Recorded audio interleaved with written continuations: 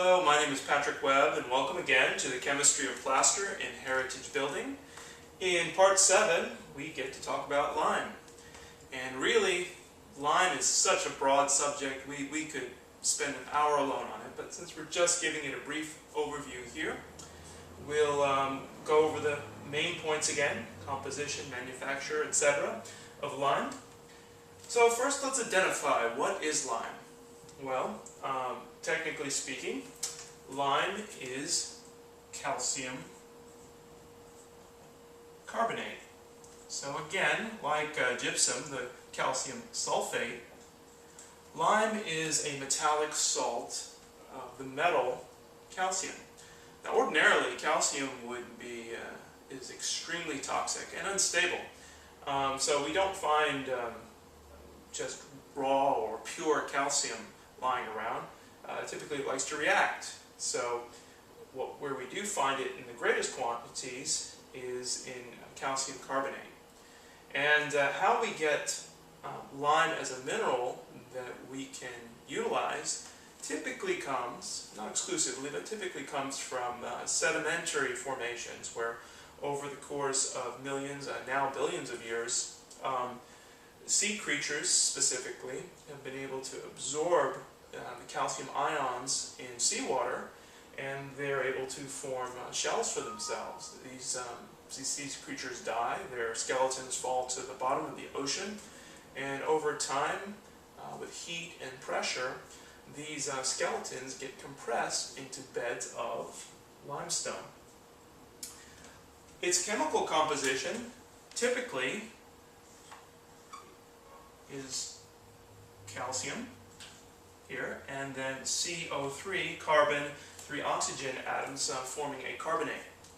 Now, we have what is called dolomite limestone, which is very common, and magnesium reacts with carbonates in a similar manner, and produces a very similar mineral that oftentimes is found together with calcium. So to a limited percentage, actually, sea creatures can substitute magnesium ions in the water when calcium ions are scarce, and we'll get a magnesium-calcium double carbonate.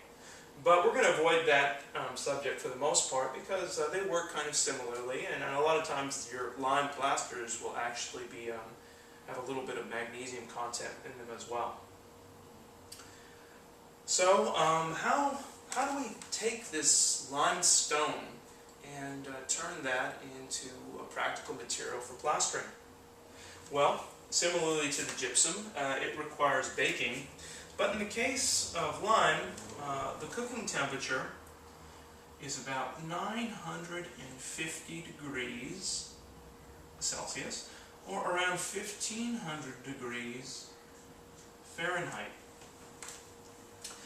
And what is released in that baking process is carbon dioxide. So yes, the cooking of lime releases CO2, a greenhouse gas, into the atmosphere.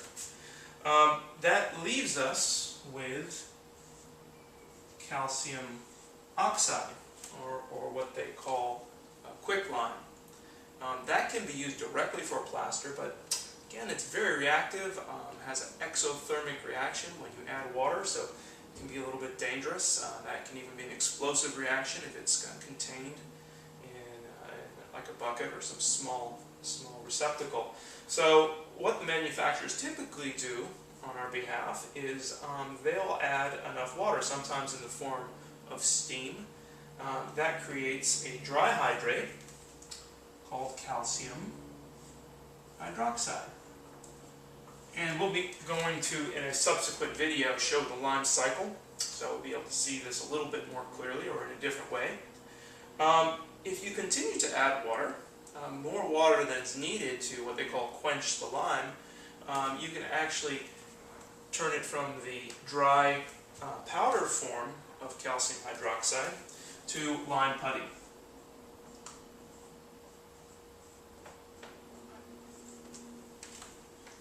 And when we're talking about the lime cycle, we'll kind of go over some of the benefits of why you might want to use a lime putty in certain circumstances instead of a dry hydrate, even though chemically they're very similar, or they're the same. So what type of specifications are possible with lime? Lime is a very, very versatile product. It can be used for plasters on interior, plasters on exterior. It can be used for mortars as well. Lime, you can use it for everything. However, it does require a bit of knowledge about how to work with it. The specifications are very much tied to some of its specific properties. Although it has properties that I think most people would consider positive. For example, it's very white, so you can color it with mineral tints to a full range of colors. Another property is its ductility. It feels almost like butter on the trowel, so it's a very easy material to spread and work to a beautiful finish. However, lime is, out of all the binders, heritage binders, it's the least self-binding. Lime has a good deal of shrinkage, and you really need to understand what type of aggregates need to be added to it. Typically, what they call a gradation of aggregates, some large, some small, some fine, and then some sharp aggregates as well, so that the lime can bind properly. That requires a bit of knowledge, and it depends on the use of the lime as to which type of mixes you need to use. The second is that lime has a chemical cure by carbonation, meaning it needs to reabsorb that CO2 from the atmosphere. And that's a pretty slow process, and it requires, as a catalyst, water, essentially water coming in and out of the system so that those crystals can grow. So that also, when applying particularly in exterior environments where there's wind, there's sun, it can dry out very quickly. Sometimes there needs to be protection and remoistening. So knowledge of the material becomes very, very important. All right, well, looking forward to a discussion of the lime cycle, and we'll get into some of the details of its chemistry.